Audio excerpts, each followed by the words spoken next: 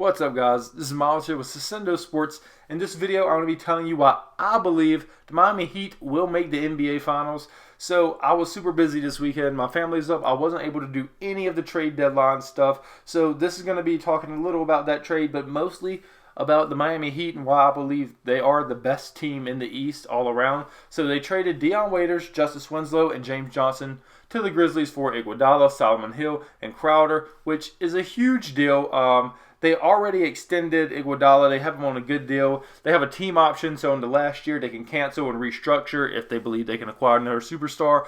All around, Iguodala is a Finals MVP. He is a previous All-Star, won multiple titles in Golden State, great defensive player, and just a huge asset. Even though he's not the player he once was, just having the experience and veteran leadership is going to be huge headed into the playoffs.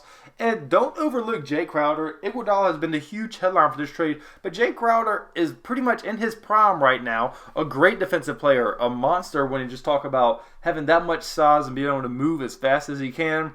He can hit a perimeter jump shot. Good rebounder. All around, two solid pieces that are going to come in handy when it talks about finishing the regular season. And another thing I didn't know is Jay Crowder and Jimmy Butler actually played together at Marquette, so that's a cool fact. But talking about Jimmy Butler, I believe there's a case that you could make. He's the second best player in the East, only behind Giannis, and I could stick by that he's more valuable to winning than Joel Embiid. And Ben Simmons averaging 20.5, 7 rebounds, 6 assists. Not great shooting stats. And again, it doesn't look that incredible. But if you actually watched Miami Heat play, I actually saw him in person this year in Dallas.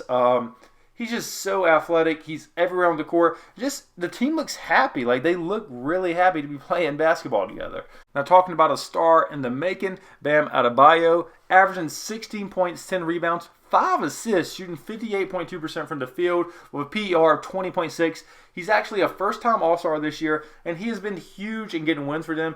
Very physical, and it's kind of surprising because he's only listed at 6'9". I feel like he's a little taller than that, but just the way he's been able to play, so versatile and passing the ball. Again, 5 assists from a center. When you have Jimmy Butler and Tyler Hero and Kendrick Nunn and Gordon Dragic, that's really impressive that he's been able to rack up that many assists.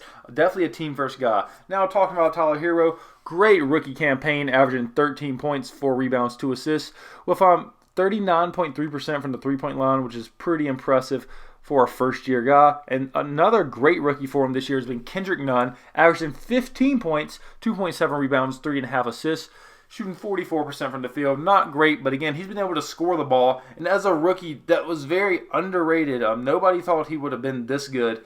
They've built together a great squad. And not even them. We also have Gordon Dragic, Myers Leonard, Kelly Olynyk, Duncan Robinson, just an all-around great team filled with shooters and defenders. And when you talk about a 3-and-D team, I don't know a better team that you could talk about than the Miami Heat, because everybody on that team can hit a 3 besides Bam Adebayo. And looking defensively, if you have Crowder, Butler, Bam, Iguodala, and Kendrick Nunn or Tyler Hero or Dragic in the game at the same time, you can literally switch 2 through 5. It's not that big of a difference having Jimmy Butler switch with Bam, having Jay Crowder switch with Iguodala. Just all around solid team. So now I'm going to talk about the other contenders. The Bucks are the only contender I think that doesn't have a glaring weakness. A lot of people say they don't have a true second star, but Chris Middleton has been playing great this year. And I wish they would have moved Eric Bledsoe at the deadline for a more offensive-minded point guard for that team, but they didn't.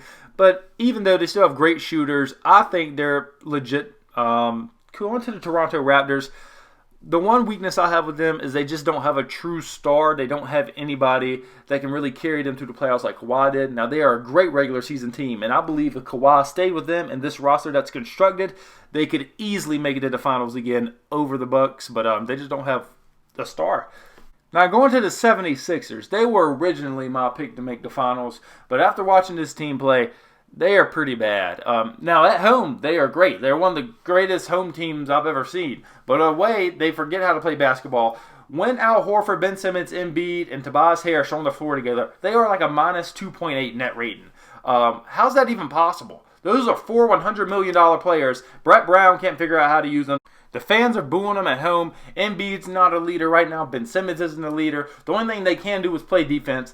But they can't score off dribble that well. All around, this has been a failure. They're going to make huge changes in the offseason.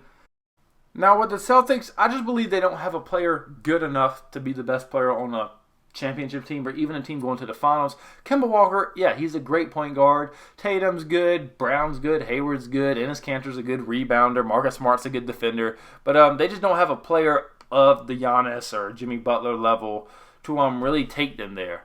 Now with the Pacers, I think they're a pretty good team, and they're pretty similar to the Heat in a lot of ways, similar to the Raptors. With Victor Oladipo back and healthy, with Sabonis and Malcolm Brogdon, seeing that T.J. Warren, Jeremy Lamb can score from the perimeter. If Miles Turner can just turn it up a little bit and be more productive, yeah, they have a legitimate shot. But much like the Boston Celtics, I just don't believe they have a player that can really carry them there. Definitely for Oladipo coming off his terrible injury. I hope he gets better soon, and I do hope that they play well in the playoffs. I just don't believe he's good enough to take them to the finals. So this video basically boils down to, yeah, these teams are pretty good. Besides the 76ers, I just believe that Jimmy Butler is the second best player in the East right now. Yeah, in the long run, Pascal Siakam is probably going to be better than him. Tatum will probably have a better overall career than Jimmy Butler. Simmons and Embiid will probably have huge careers and win titles for different teams. But that doesn't mean, we're talking about right now, this season, Jimmy Butler is the second best player in the East when it comes to affecting winning. I'm not saying he's the second best scorer. No.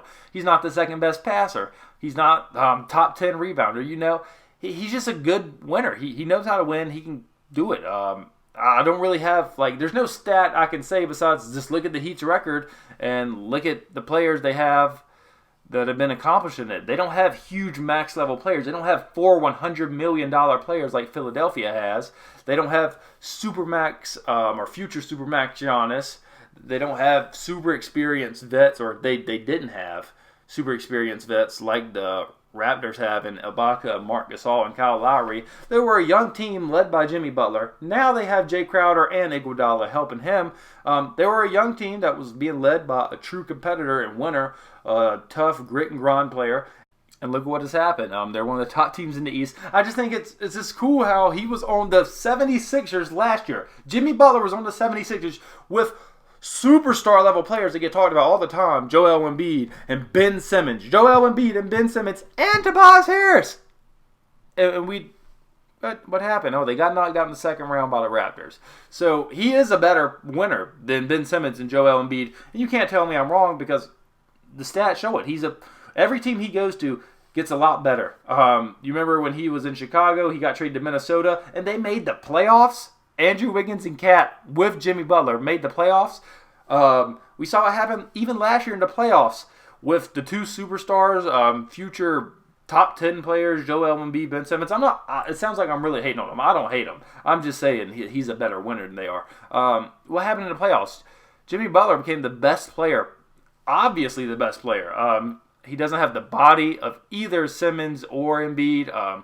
Doesn't have the wingspan of them, but he's just a better winner, and that's all I have to say about that. I believe he's the second best player in the East. So let me know what you think. Will the Miami Heat make the finals, or who will make it from the East? So have a great day. Thanks for watching.